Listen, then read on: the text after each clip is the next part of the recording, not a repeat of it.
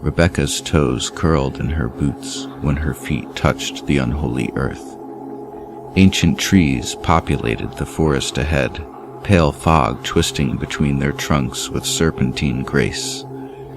Gnarled limbs formed an impenetrable canopy above, coloring all with a nocturnal hue. Tendrils of mist slithered around her legs, and her knees ached to buckle. But she forced herself on. She knew fear would bring demise. She thought of Oliver. His shining face cast iron rods into her bones. It kept her from succumbing to the black moss which grabbed at her feet. His smile, the way he always wanted his sandwiches without the crust, his unending questions, memories that powered her will. Movement in the brush clenched her jaw, but her eyes never averted the path. They stared forward, glazed with determination, intent only on reaching the end. After that, it wouldn't matter. A clearing opened ahead. Rebecca stopped and stood tall. A breath of evil wind sung the tune of damned souls. Agonized wails filled the air. Her ears begged silence, pained by the despair in each note. But those countless voices didn't cause her to stray. Ali meant everything.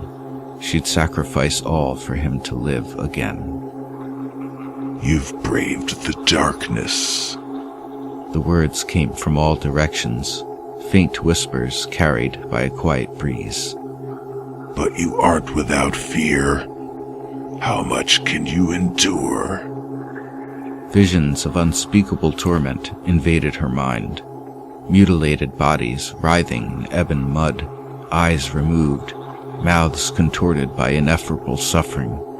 They sang together like hell's choir. She saw their life force seep into the ground, feeding the roots of the forest as they sprouted and entwined themselves within the bare husks left behind. Worms crawled through the ground on which they decomposed. They fed in the tainted soil. You are quite strong. Few have remained on their feet up to this point. A slight pride swelled in her gut, but she immediately subdued it.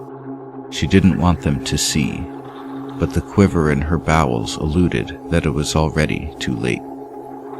Malicious laughter echoed, the amusement of 1,000 vicious creatures, their attention focused on her vulnerable position. Her shoulders twitched, tried to fold inward. You really are brave. We could tear you apart and keep you alive to endure it. This frightens you, but I see something which frightens you more. What do you desire? My son. I want Ali back. Another laugh came from the woods, but unlike before, it was from a singular entity, a lone bellow among the din of ridicule previously voiced. She balled her fists with moistened palms.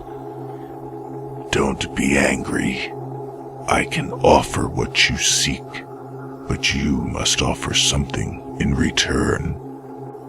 An enormous albino worm slithered toward her from the thick layer of mist. It raised its head and weaved in a hypnotic motion. Its repulsive, blank surface was nothing more than pulsating flesh with no discernible features. A suffocating odor wafted from the creature. Its very sight defiled her thoughts.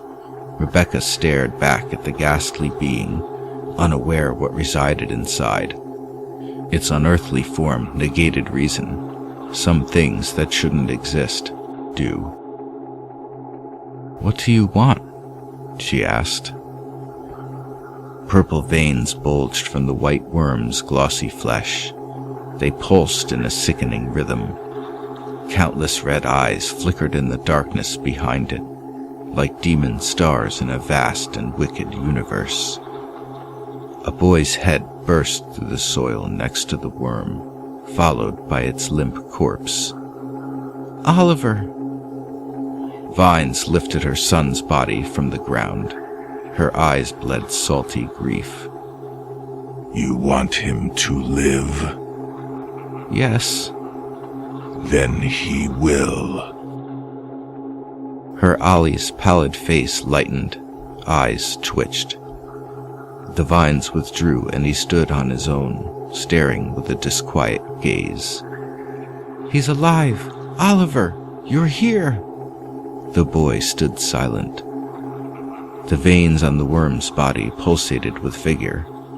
Now, come to me. She stepped forward, tremors shaking every muscle. Hot sweat leaked from her skin, soaked her clothes. She clenched her hands and breathed deep. The holders of the crimson eyes came out from the shadows, sharp-toothed grins spreading below.